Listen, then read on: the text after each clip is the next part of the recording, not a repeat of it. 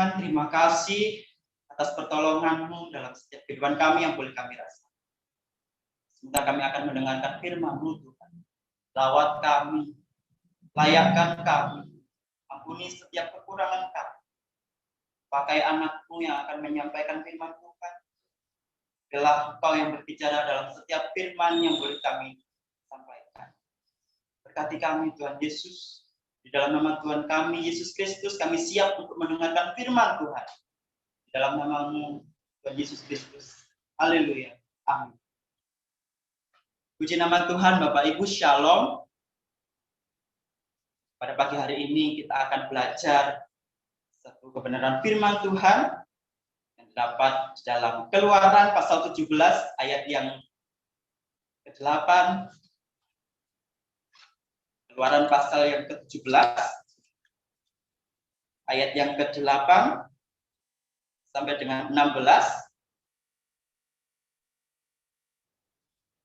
Kita akan belajar satu firman Tuhan ini, Bapak Ibu Saudara. Sekali lagi, Keluaran pasal 17 ayat 8 sampai 16. Saya akan membacakan bagi Bapak Ibu Saudara. Kemenangan orang Israel melawan orang Amalek. Lalu datanglah orang Amalek dan berperang melawan orang Israel di Rafidim. Musa berkata kepada Yosua, "Pilihlah orang-orang bagi kita, lalu keluarlah berperang melawan orang Amalek. Besok aku akan berdiri di puncak bukit itu dengan memegang tongkat Allah di tanganku." Lalu Yosua melakukan seperti yang dikatakan Musa kepadanya dan berperang melawan orang Amalek. Tetapi Musa, Harun dan Hur telah naik ke puncak bukit. Dan terjadilah, apabila Musa mengangkat tangannya, lebih kuatlah Israel. Tetapi apabila ia menurunkan tangannya, lebih kuatlah Amalek. Maka penatlah tangan Musa. Sebab itu mereka mengambil sebuah batu, diletakkanlah di bawahnya, supaya ia duduk di atasnya. Harun dan Hur menopang kedua belah tangannya, seorang di sisi yang satu, seorang di sisi yang lain, sehingga tangannya tidak bergerak sampai matahari terbenam. Demikianlah Yosua mengalahkan Amalek dan rakyatnya dengan mata pedang. Kemudian berfirmanlah Tuhan kepada Musa, "Tuliskanlah semuanya ini dalam sebuah kitab sebagai tanda peringatan, dan ingatkanlah ke telinga Yosua bahwa aku akan menghapuskan sama sekali ingatan kepada Amalek dari kolong langit." Lalu Musa mendirikan sebuah mezbah dan menamainya Tuhanlah panji-panjiku. Ia berkata, "Tangan di atas panji-panji Tuhan. Tuhan berperang melawan Amalek turun-temurun." Puji nama Tuhan, Bapak Ibu Saudara yang dikasihi dalam Yesus Kristus. Pada pagi hari ini kita akan belajar bersama mengenai satu tema, yaitu usaha yang maksimal. Usaha yang maksimal. Apa itu usaha? Usaha adalah suatu pekerjaan, suatu tindakan yang kita lakukan. Kemudian maksimal, apa maksimal? Maksimal kalau di dalam nilai, dalam kamus bahasa besar, kamus bahasa Indonesia, artinya tinggi. Kalau dalam kamus, maksimal itu artinya tinggi. Dari nilai 1 sampai 100, maksimalnya adalah 100. Tetapi kalau dalam kehidupan kita, Bapak Ibu Saudara, maksimal artinya mengeluarkan seluruh tenaga kita, kekuatan kita untuk melakukan sesuatu semampu kita sampai tenaga kita maksimum. Selagi kita mampu, kita mengerjakan dengan sebisa mungkin. Kemudian bagaimana konteks antara tema yang saya berikan ini? Usaha maksimal dengan ayat yang kita baca pada pagi. Kita belajar dari Musa. Kita tahu Musa membawa bangsa Israel keluar dari tanah perbudakan, tanah Mesir, atas izin Tuhan. Tuhan yang memerintah langsung, Tuhan yang mengizinkan Musa bernubuat dengan berbagai-bagai mujizat yang datangnya dari Tuhan. Lalu usaha yang maksimal apakah yang Musa lakukan dalam konteks firman ini? Musa adalah seorang pengembala domba. Musa adalah seorang yang biasa, tetapi Tuhan memakai dengan luar biasa. Kita melihat kalau dalam perjalanan yang ke belakang, Musa melalui Laut Teberau, kemudian ada di Mara dan di Elim, kemudian ada mana di hari Sabat, kemudian ada Masa dan Meribah. Itu adalah salah satu tantangan Musa. Salah satu bagian untuk bisa Musa melakukan usaha yang begitu maksimal. Begitu sekuat tenaga dilakukan Musa untuk bisa membawa bangsa-bangsa itu menuju tanah yang dijanjikan Tuhan. Kita tahu Musa itu adalah orang yang biasa, tidak bisa berkata-kata, tetapi ada Harun, kakaknya, yang membantu untuk bisa melayani, bisa membagikan berkat bagi banyak orang. Berbicara kepada Fir'aun,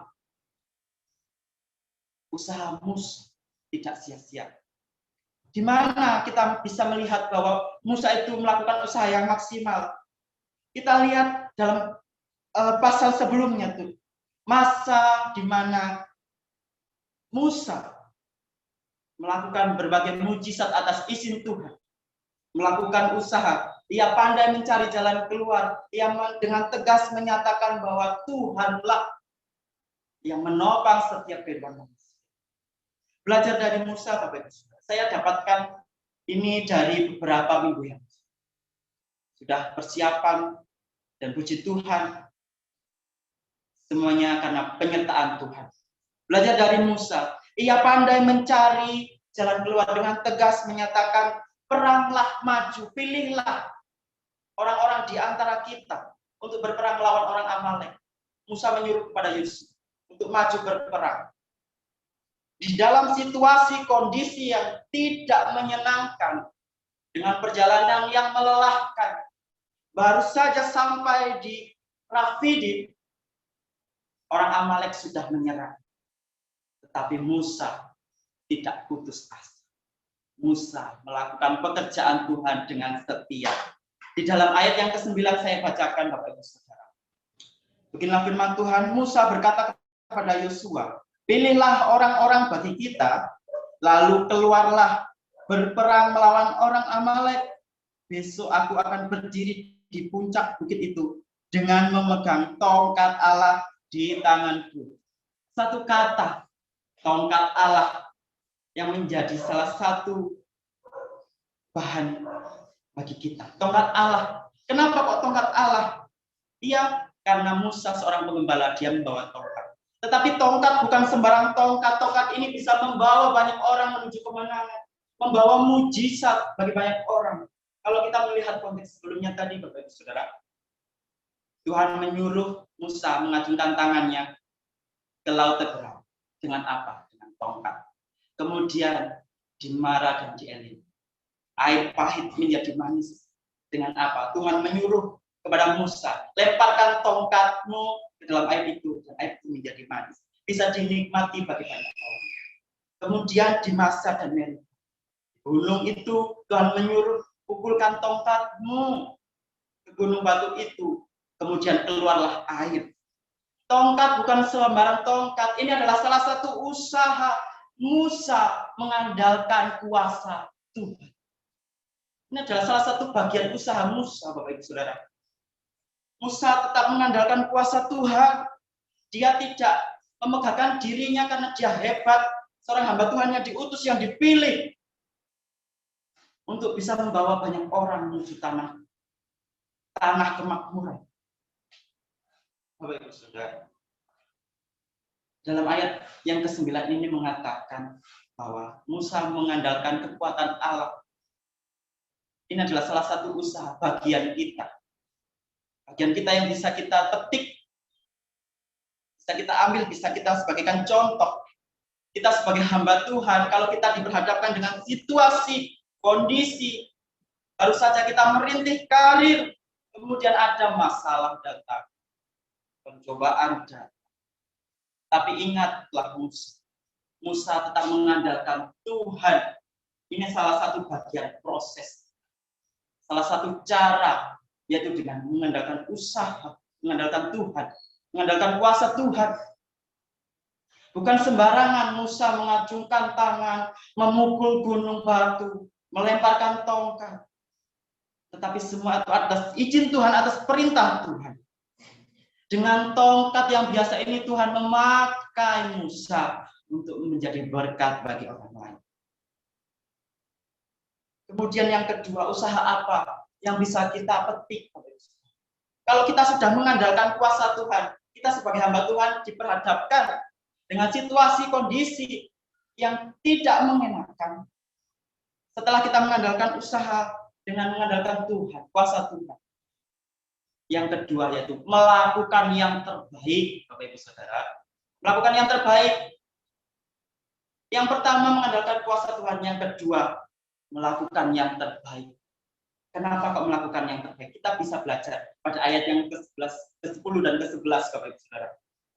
Saya akan membacakan bagi Bapak Ibu Saudara semua. Lalu Yosua melakukan seperti yang dikatakan Musa kepadanya dan berperang melawan orang Amalek. Tetapi Musa, Harun dan Hur telah naik ke puncak bukit, dan terjadilah apabila Musa mengangkat tangannya, lebih kuatlah Israel. Tetapi apabila ia menurunkan tangannya, lebih kuatlah Amalek. Amin. Pada ayat yang ke-10 ini kita belajar bukan hanya melakukan hal yang terbaik, tetapi di situ kita bisa memetik ada kerjasama, bisa berkompromi, saling beriringan, tidak mengandalkan diri sendiri, tidak egois. Kalau kita sebagai hamba Tuhan egois, percuma meskipun kita mengandalkan kuasa Tuhan, mengandalkan kuasa Allah, kalau kita tidak mau berusaha melakukan yang terbaik, percuma, Bapak Ibu Saudara. Usaha kita akan sia-sia. Masa iya kita meminta, ya Tuhan, bantu kami, tolong kami untuk menghadapi masalah ini. Tetapi kita tidak melakukan apa-apa. Kita tidak melakukan sesuatu. Kita bisa memetik dari Musa, meskipun dalam situasi kondisi yang tidak mengenakan, situasi kondisi yang mencekam, situasi yang begitu melelahkan. Karena apa? Perjalanannya jauh, Bapak Ibu Saudara. Baru saja istirahat orang Amalek memang. Tidak mudah. Sebagai hamba Tuhan banyak tantangannya. Secara logika kita berpikir kompromi, kerjasama, saling beriringan, tidak egois. Itu adalah salah satu usaha yang dilakukan Musa. Untuk apa? Untuk bisa melakukan yang terbaik, untuk bisa mendapatkan hal yang terbaik. Kalau Musa saja dalam keadaan letih dan lesu, dikatakan dalam Ulangan 25 pasal yang ke-6. Mereka letih lesu, capek, perjalanan jauh. Tetapi Musa dengan begitu tegas, dengan begitu percaya diri, dengan begitu sikap untuk menyuruh Yosua berperang melawan orang Amalek. Dan Musa di sini pergi ke gunung bersama Harun dan Hur. Artinya Yosua pergi berperang, Musa berjalan ke gunung. Untuk apa? Untuk mengangkat tongkat. Dengan tongkat kuasa Tuhan, dengan mengandalkan kuasa Tuhan, melakukan yang terbaik. Ada kerjasama, saling berkompromi, saling bekerja sama, tidak egois. Kalau yang satu kerja, yang lain juga kerja. Kalau gembalanya menyuruh jemaatnya berdoalah, tetapi gembalanya tidak berdoa, ini sangat berat. Kita tidak egois, Bapak Ibu Saudara. Jangan egois. Itu yang dilakukan. Tidak egois, melakukan hal yang terbaik, melakukan usaha yang sudah direncanakan tadi dengan menyuruh Yosua berperang. Tetapi kalau kita sudah melakukan usaha yang maksimal, apakah kita bisa mendapatkan kemenangan? Apakah kita mendapatkan hasil? Kita sudah berusaha, kita sudah melakukan perintah Allah, kita sudah mengandalkan Tuhan. Poin yang pertama. Yang kedua, melakukan hal yang terbaik. Tetapi kalau apakah dua ini cukup? Tidak cukup. Yang ketiga apa? Kita bisa belajar bertahan dan menahan. Itu yang dilakukan. Ayat 12 saya bacakan bagi Bapak Ibu Saudara. Maka penatlah tangan Musa. Sebab itu mereka mengambil sebuah batu, diletakkanlah di bawahnya, supaya ia duduk di atasnya. Harun dan Hur menopang kedua belah tangannya, seorang di sisi yang satu, seorang di sisi yang lain, sehingga tangannya tidak bergerak sampai matahari terbenam. Bapak Ibu Saudara, pada ayat yang ke-12 ini mengajarkan pada kita apa? Bertahan, menahan. Bertahan dalam arti apa? Bertahan dalam arti kesesakan. Menahan segala beban yang kita rasakan. Musa bertahan, mengangkat tangannya, dikatakan di Alkitab sampai matahari terbenam. Bayangkan Bapak Ibu Saudara, kalau kita mengangkat tangan, kedua belah tangan kita bertahan sampai 30 menit saja sudah capek. Tetapi Musa di dalam Alkitab dikatakan sampai matahari terbenam. Sampai matahari terbenam, Bapak Ibu Saudara. Bukan 1, 2, 3 menit, tetapi sampai matahari terbenam, Musa mengangkat tangan. Ketika Musa mengangkat tangan, orang Israel menang. Tetapi kalau Musa menurunkan tangannya sedikit saja, orang Israel kalah. Di sini kita belajar bertahan. Kita sebagai hamba Tuhan yang terpilih, sebagai hamba Tuhan yang dipanggil oleh Allah secara khusus, yang memiliki panggilan untuk melayani orang lain, itu tidak mudah. Sebagai hamba Tuhan tidak mudah, meskipun saya belum merasakannya. Mungkin dari Bapak Ibu dosen sudah melakukan banyak hal, begitu banyak pahit dan manis pelayanan yang dilakukan. Memang sebagai hamba Tuhan tidak mudah, banyak sekali tantangan. Artinya kita harus belajar bertahan, menahan segala situasi kondisi yang tidak menuntut. Sikap menjalani apapun yang diizinkan Tuhan dalam setiap kehidupan kita. Kita belajar dari Musa, bertahan, kemudian menahan. Kenapa kok menahan? Kita lihat Harun dan Hur menopang kedua belah tangan, yang satu di sisi yang lain, yang satu di sisi yang lain. Artinya satu kanan buat Harun, satu kiri buat Hur. Saling menahan, menopang. Artinya apa? Saling berkesinambungan. Kalau kita sebagai hamba Tuhan, majelis kita, saat kita mengalami proses, saat mengalami permasalahan, kita harus saling menahan. Kalau kita bisa bertahan, berarti kita bisa menahan. Betul, Bapak Ibu Saudara. Bertahan dan menahan. Itu yang Musa lakukan dan Harun lakukan. Bagaimana dengan kita, Bapak Ibu Saudara? Apakah kita sudah bisa bertahan? Apakah kita sudah bisa menahan situasi kondisi yang begitu tidak mengenakan? Dengan menahan apa yang kita rasakan saat ini. Menahan begitu banyak cobaan dari orang lain, ditindas dari sana sini. Begitu banyak pertentangan mengenai hamba-hamba Tuhan. Tetapi kita belajar bertahan dan menahan seperti Musa. Kalau kita bisa mengandalkan kuasa Tuhan, kita bisa melakukan yang terbaik. Tetapi kalau kita tidak bertahan, ini adalah sebagai puncak kita, Bapak Ibu. Kalau kita tidak bertahan dan menahan, sudah itu kita jatuh. Jatuh. Kalau kita tidak bertahan, kita akan jatuh, akan goyang. Kalau Musa saja bisa bertahan sampai matahari terbenam, kita juga bisa. Kalau Tuhan mengizinkan Musa memakai tongkat, kita bisa memakai talenta kita. Yang nyanyi, yang memiliki suara bagus menyanyi, yang bisa main musik, yang bisa memasak, mengembangkan talenta. Karena di situ Tuhan bekerja. Dan hasilnya apa? Kalau kita sudah melakukan usaha begitu maksimal, begitu dengan upaya dan cara yang dilakukan Musa, hasilnya tidak akan sia-sia, Bapak Ibu. Poinnya, kita harus berusaha mengandalkan kuasa Allah. Yang kedua, melakukan yang terbaik. Artinya apa? Ada kompromi, ada kerjasama, saling beriringan, tidak egois. Kalau sudah melakukan yang terbaik di dalam Tuhan, kita bertahan, belajar bertahan dan menahan. Belajar bertahan dan menahan. Karena apa? Kalau kita bertahan dalam kesepakatan, di situ Tuhan mencurahkan kasih. Tuhan tidak membiarkan umatnya jatuh tergeletak. Tuhan tetap menyertai kita. Hasilnya, Yosua mengalahkan orang Amalek. Dengan begitu banyak usaha, masalah sudah diselesaikan dengan begitu luar biasa, dikatakan sampai di ayat yang ke-16, 15 dan 16. Saya baca kembali Bapak Ibu Saudara.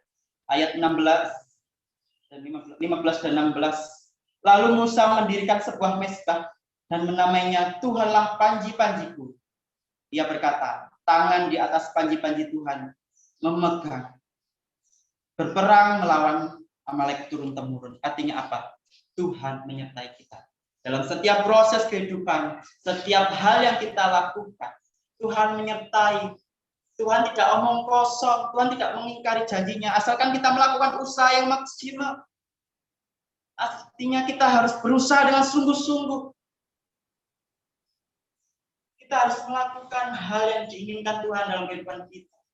Kalau kita belajar dari Musa, belajar bagaimana kita menjalani kehidupan sebagai hamba Tuhan, pasti kita bisa dimenangkan oleh Tuhan. Amin, Bapak Ibu Saudara. Kita dimenangkan oleh Tuhan.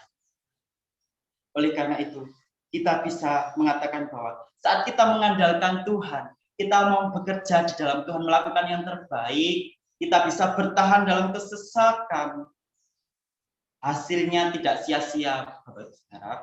Hasilnya tidak sia-sia. Asalkan kita mengandalkan Tuhan, jerih payah kita tidak sia-sia. Yang kita lakukan tidak sia-sia. Selagi kita mau percaya kepada Tuhan, mau menyerahkan setiap kehidupan kita, proses pergumulan apapun itu. Kita belajar dari Musa, melakukan usaha yang maksimal, sekuat tenaga. Itu yang dilakukan. Dan kita mau belajar. Supaya kita tidak akan sia-sia di dalam Tuhan. Saling support, saling mendukung, terlebih mengandalkan kuasa Tuhan. Amin untuk kebenaran firman Tuhan, Bapak Ibu Saudara. Inilah firman yang boleh saya sampaikan, semoga bisa memberkati bagi kita semua. Saya dengan hormat meminta kepada Bapak Andreas bisa menutup doa firman Tuhan sekaligus doa berkat bagi kita. Terima kasih.